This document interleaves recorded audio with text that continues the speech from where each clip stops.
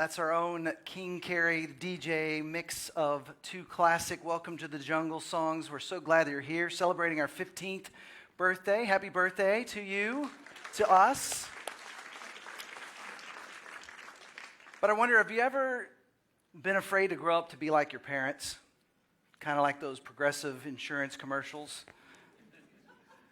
You know, our character is actually revealed in the midst of trying times.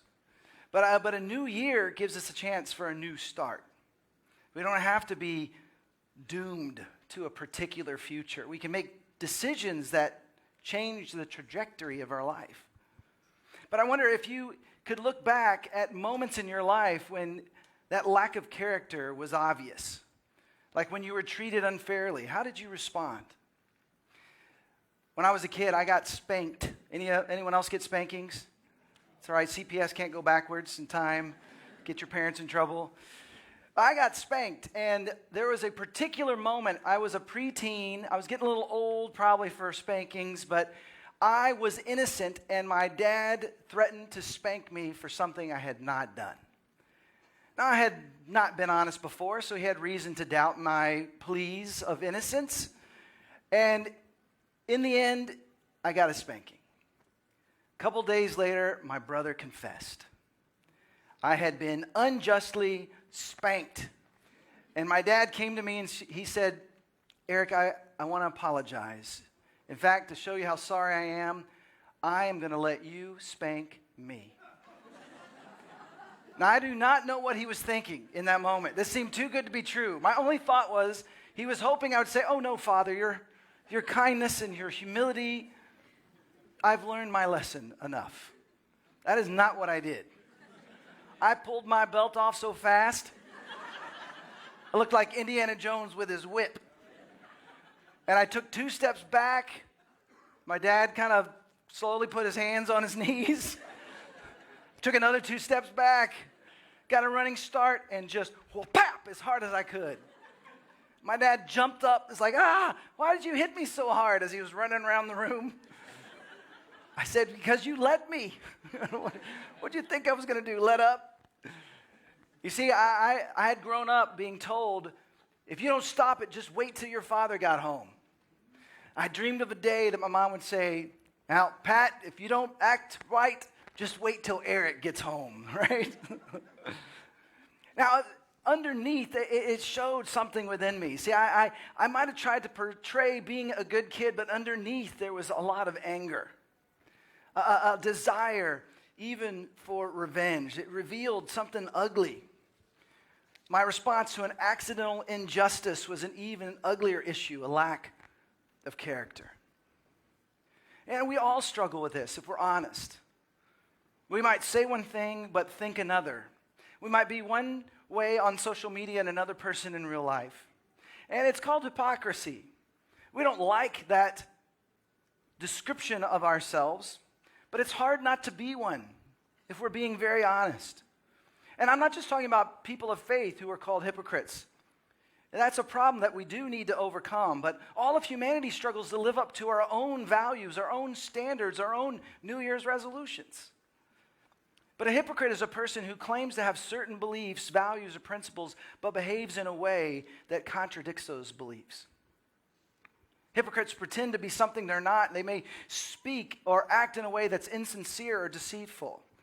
And they criticize and judge others for doing the very things themselves like to do or have done. A hypocrite describes someone who's not genuine or authentic, that behaves in a way that is inconsistent with their stated beliefs or values. And we hate injustice, but then when we get treated unjustly in our broken human nature, we want to get them back more than they got us. If someone pinches us, we punch them. If someone hurts us, we want to destroy them. And our movies are filled with this desire for vengeance. I mean, just take a look at The Equalizer, or Equalizer 2, or Taken, Taken Again, Taken One More Time, right? All three of them. Or even Revenge of the Nerds, 1, 2, 3, and 4, right? We seem to fantasize as a culture of taking down other people for hurting us without taking the time to hear from someone what may explain their behavior. We seem to like to just add to the list of people we don't want to trust. And to talk about when it comes to hypocrisy of people of faith, I mean, some of us may be here struggling to believe in God because of people who claim to believe in God and how they've acted. And this is a real issue. Too many messengers of Jesus have lacked integrity, have made awful choices, or even done evil things. But I want to encourage you, if you're on a spiritual journey of considering God and Jesus, I want to just encourage you, don't let the evil choices of others keep you from a beautiful relationship with God. Too many people claiming to be Christians have not represented Jesus well. And as you examine and explore God for yourself, have an open heart and open mind.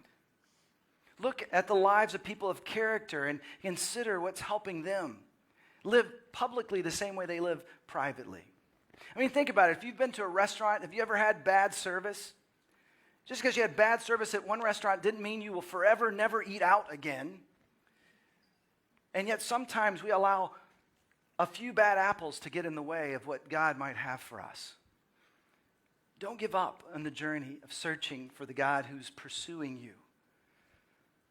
Because of our flaws and our imperfections, we can misrepresent God way too often.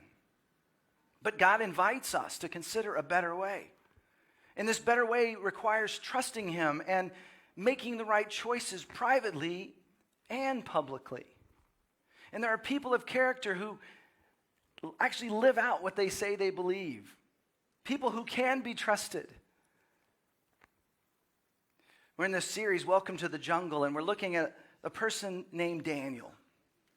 And Daniel was born in a time in history when his people were corrupt. In fact, things were so corrupt that God allowed them to be taken over by the Babylonians. They were captives, taken into an evil kingdom. And there was a temptation, I'm sure, to be hypocritical, to just reject their beliefs. I mean, when in Babylon, do as the Babylonians do. But Daniel decided to do something different. Even though he came from a bloodline that had become corrupted, he decided to go a different direction and choose character in the midst of his exile. Let's pick up the story in verse 3 of chapter 1 in Daniel. It says, Then the king ordered Ashpenaz, chief of his court officials, to bring into the king's service some of the Israelites from the royal family and the nobility. Young men without any physical defect, handsome, showing aptitude for every kind of learning, well-informed, quick to understand, and qualified to serve in the king's palace. He was to teach them the language and literature of the Babylonians. The king assigned them a daily amount of food and wine from the king's table. They were to be trained for 3 years, and after that, they were to enter into the king's service. Now, in this passage, Daniel and his friends have been taken captive by the king of Babylon and brought to the royal court. And Daniel and his friends had lost everything. I mean, they were nobility when it came to their time in Jerusalem.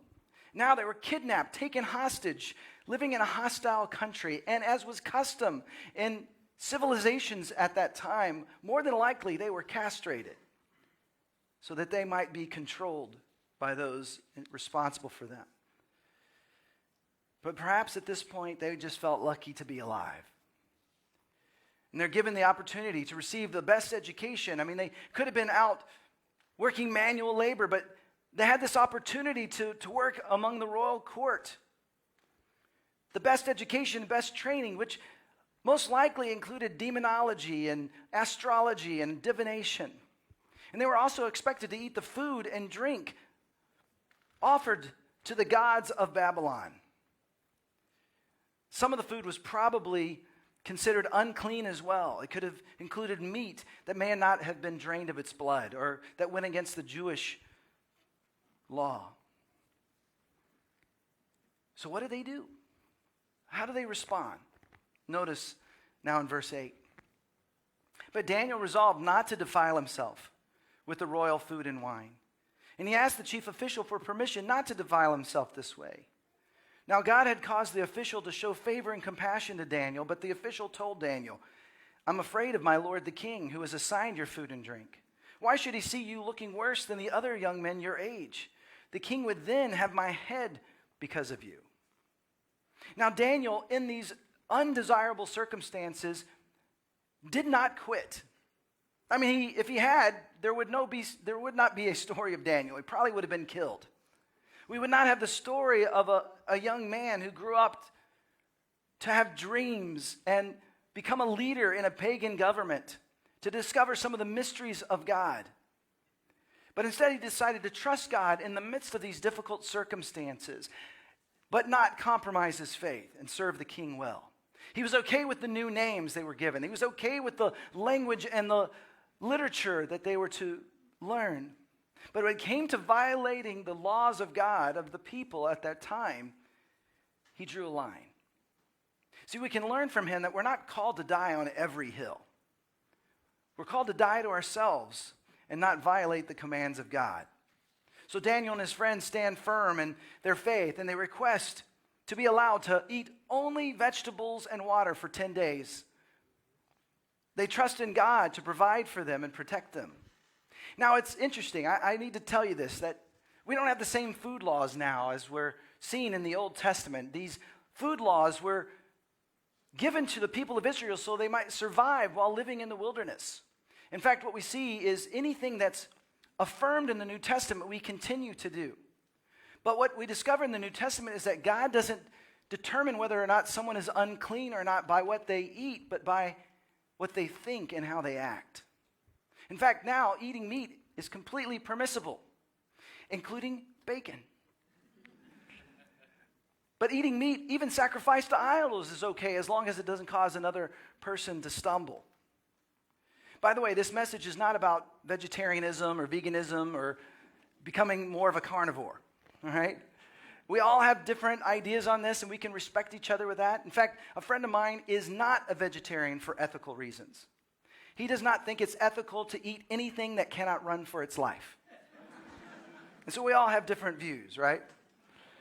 But Daniel doesn't get publicly upset about being in a foreign land or under a wicked king or having to get a degree in the occult or his new name or becoming a eunuch, because Daniel was more concerned with honoring God than his physical desires. And who would have blamed him if he had just gone his own way? I mean, his parents, his aunts, his uncles were probably all killed. There was no one to insist that he follow the law and the traditions. But see, he had a devotion to God.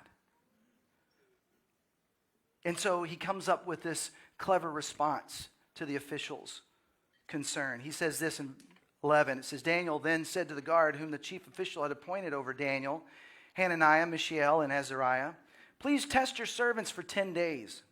Give us nothing but vegetables to eat and water to drink. Then compare our appearance with that of the young men who eat the royal food, and treat your servants in accordance with what you see. So he agreed to this and tested them for 10 days. Now, this is very important to Daniel. He believed he was doing the right thing, even though there was a risk involved. Verse 15, at the end of 10 days, they looked healthier and better nourished than any of the young men who ate the royal food. So the guard took away their choice food and the wine they were to drink and gave them vegetables instead. I'm quite sure they were not happy with Daniel and his friends at that point. They were no longer having access to the royal rations. See, what happens is sometimes if you make a good decision and you make decisions based on your character, your values, your beliefs, it actually makes other people uncomfortable.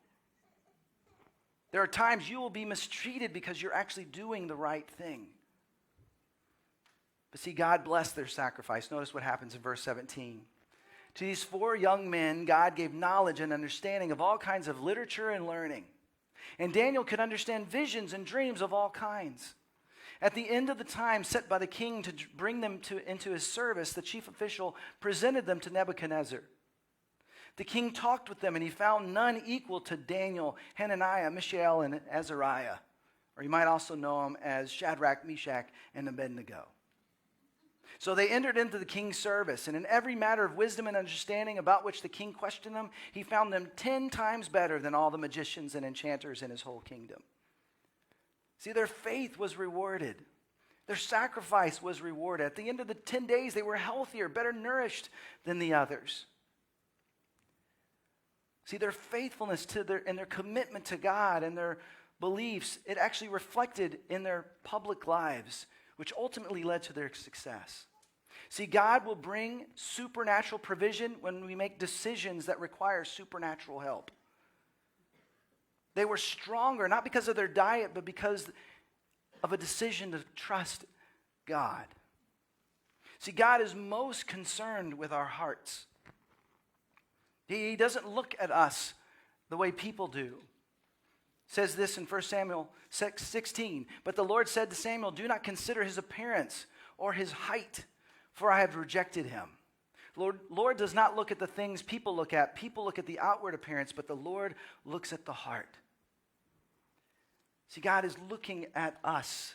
He knows our heart. Do you want to follow him? Do you want to trust him? Do you want to live a life of integrity? He can help us do that. When we choose to live our lives with integrity, who we are privately is reflected in how we live publicly. This means being true to our values, our beliefs, even when it's difficult. And in this new year, I hope that's part of your hope for 2023. That you grow spiritually to become more of who God's created you to be. In this new year, we've created resources to help you in that. Pray First, which was an amazing experience this past week. I hope you took advantage of that and were part of that. Or making coming Sundays a priority every week. Or joining a group, finding a place to connect with others. This life is too hard to do on our own. And that's why we've made, just in the next few weeks, opportunities to get to know people that are in the same stage of life. If you're a parent of children, come a little bit early next week. In between services, we're doing a parent hang. Or if you're a parent of a teenager, come on Wednesday night. Bring your kids to go to the students while you get to know other parents in this season of life. Or if you're in your 20s or you're in college or 20s and 30s, they get together, 2 different groups on Thursday night here. Or 50-plus empty nesters, Tuesday night we have an event designed to get to know others your age in stage of life. See, these are just opportunities, but until we step into community, we don't have the support we need to become all that God has created us to be. And learning to spend time on your own in this new year, which is part of the design of Pray First. Learning to spend time in prayer and the scriptures and to hear God's voice throughout the week, in between Sundays and when your group meets.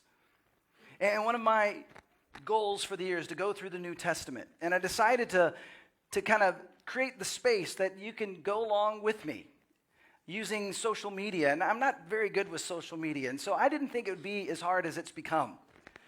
But I thought I could create a video and then just send it through all the little channels. But that's not how it works. Every channel wants you to edit in their style. And so it's become a little bit cumbersome. But I'm getting the hang of it and getting out ahead. But I have to tell you, as I've been doing this, I've just been captured by this new kingdom Jesus has brought. Jesus has literally brought a new way of seeing reality. And he teaches the crowds about this new way in the Sermon on the Mount. Listen to what he says in Matthew chapter 5, verse 38. You have heard that it was said, eye for eye and tooth for tooth, which, by the way, is the Old Testament law designed to keep people from punching when they were just pinched. Someone takes an eye, you don't get to kill them. You just get an eye, right? There's this idea of mercy and equality. But see, Jesus is taking everything up a notch. The law says don't murder. I say you shouldn't even have anger in your heart. The law says don't commit adultery. I say you shouldn't even have lust in your heart. The law says eye for eye and tooth for tooth. But I tell you, verse 39, do not resist an evil person. If anyone slaps you on the right cheek, turn to him the other cheek also. And if anyone wants to sue you and take your shirt, hand over your coat as well. If anyone forces you to go 1 mile, go with them 2 miles. Give to the one who asks you, and do not turn away from the one who wants to borrow from you. You have heard that it was said, love your neighbor and hate your enemy. But I tell you, love your enemies and pray for those who persecute you, that you may be children of your Father in heaven. Now, this teaching has greater theological implication than just hit me again, but this time harder, right? It's not about going the extra mile just to impress the Roman oppressor. It's not about giving someone your tunic just so that you might be seen as generous. What Jesus is saying in this teaching is that we need to enact our humanness in the face of evil. See, for the Romans to engage, they're used to hitting someone, but they're not used for someone getting up and allowing them to hit them again. And it's impossible to pull off with God's help. But if we were to start living this kind of sacrificial life, it would turn the world upside down. Instead of just someone hurting us and we hurt someone else and someone hurting us and we hurt someone else, this cycle can stop when we become those willing to sacrifice. See, in the same way, Dr. Martin Luther King Jr. invited us and those of his time to see the humanness of African Americans. In fact, did you know that Gandhi and Dr. King actually applied what Jesus teaches in the Sermon on the Mount in order to gain independence and make progress for their people in what's called civil disobedience? When Gandhi was asked by Lord Byron, a British political person, how can we solve the problems between Great Britain and India? Gandhi goes over and picks up a Bible. He turns to Matthew chapter 5 and says this: when your country and mine shall get together on the teachings laid down by Christ in this Sermon on the Mount, we shall have solved the problems not only of our countries, but those of the whole world. You see, Jesus taught us to deal with injustice with kindness. And it was Gandhi and Dr. King who applied this to their society and brought transformation. Many of you might know this story about me, but I was born the day after Dr. King's birthday. His birthday is actually today. If he had not been assassinated at the age of 38, he'd be 94 today. But as a kid, I was fascinated by Dr. King because our birthdays were so close. And I remember as a kid, I wanted to grow up to be some sort of combination of Dr. King and Andy Kaufman. Because Andy Kaufman's birthday is the day after my birthday. If you don't know who he is, he was portrayed in a movie by Jim Carrey, who also has the birthday January 17th. Same sort of actor, comedian. And I wasn't sure what a combination of Dr. King and Andy Kaufman looked like. I just knew I wanted the world to be a better place and I wanted to make people laugh. And I can tell you, growing up and discovering faith at the age of about 17 and then really trying to grow in that faith and growing up in the Dallas area and then spending time in college in Waco and then moving to Seattle and then Los Angeles and now Austin, I've discovered along the way what God was calling me to do, what it means to be this kind of person. I'm not Dr. King or Andy Kaufman. I have my own voice, and it is this: God has called me to stand up for the rights of those who don't yet believe, to create the space where people who are uncertain that there is a God discover that God is not only there, but he loves them. To be a part of a community that goes and brings more of heaven to earth, more of the joy and the love and the peace that he offers us, that it might bubble over and out of our lives into our neighborhoods, into our homes, into our workplaces. See, as followers of Jesus, we need the courage to become men and women of integrity, people with courage, people with character, that live a public life that matches our private life. And if we were, it would change everything. I love this quote from Dr. King, who was a follower of Jesus. Although not perfect, none of us are. yet willing to live sacrificially for what he claimed to believe. In fact, on the 50th remembrance of his assassination, the Westminster Abbey revealed a statue that they put up along the wall where you can see Dr. King along with other saints in the church. But he once said this. It really inspires me. It's almost like a prayer. He said this: "May I stress the need for courageous, intelligent, and dedicated leadership. Leaders of sound integrity. Leaders not in love with publicity, but in love with justice. Leaders not in love with money, but in love with humanity. Leaders who can subject their particular egos to the greatness of the cause. God, give us leaders. A time like this demands great souls with pure hearts and ready hands. Leaders who possess opinions and a will. Leaders who will not lie. Leaders who can stand before the demagogue and damn his treacherous flatteries without winking. Tall leaders, sun-crowned, who live above the fog in public duty and in private thinking." The world needs us to become who God's created us to be. And you need to know that God is calling you too. He has a calling on your life. He invites all of us not only to know him and follow him, have a relationship with him, but to discover the beauty of a life trusting him. Our private character should outweigh our public persona. We might put God in our Instagram bio, but he's absent from how we live our life. But when we become people of integrity, when we choose to have a trustworthy character, when we choose to serve those who need help, when we choose to stand for those being treated unfairly, when we choose to stand up for someone mistreated because of the color of their skin, when we choose to love our enemies, when we choose to stand against injustice with kindness, we are allowing God to work in us and through us.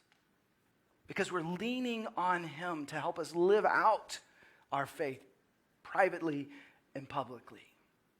The band is going to come and lead us in a song.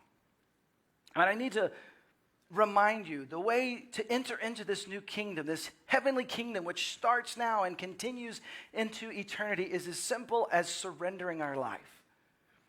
Just asking Jesus to forgive us of our self-centeredness, our self-sabotage, our sins. See, Jesus died on the cross, taking upon himself all the evils of humanity, and it killed him. And yet on the third day, he rose from the dead. And his spirit lives within all of us who choose to follow him. But it's hard to explain, but something supernatural happened when he shed his blood. Trusting that what he did on the cross, the shedding of his blood, is what we need. It actually changes us. The scriptures talk about how the blood of Jesus has the power to cleanse us from all sin and make us new. The shedding of blood also represents a covenant with God. You know that old phrase, have you ever heard that phrase, blood is thicker than water? You know, it originally meant that the blood of the covenant we have with God is more powerful than the water of the womb. We don't have to be afraid of the bloodline we don't have to be afraid of the bloodline in which we were born. Because the blood of Jesus can change us, can make us new.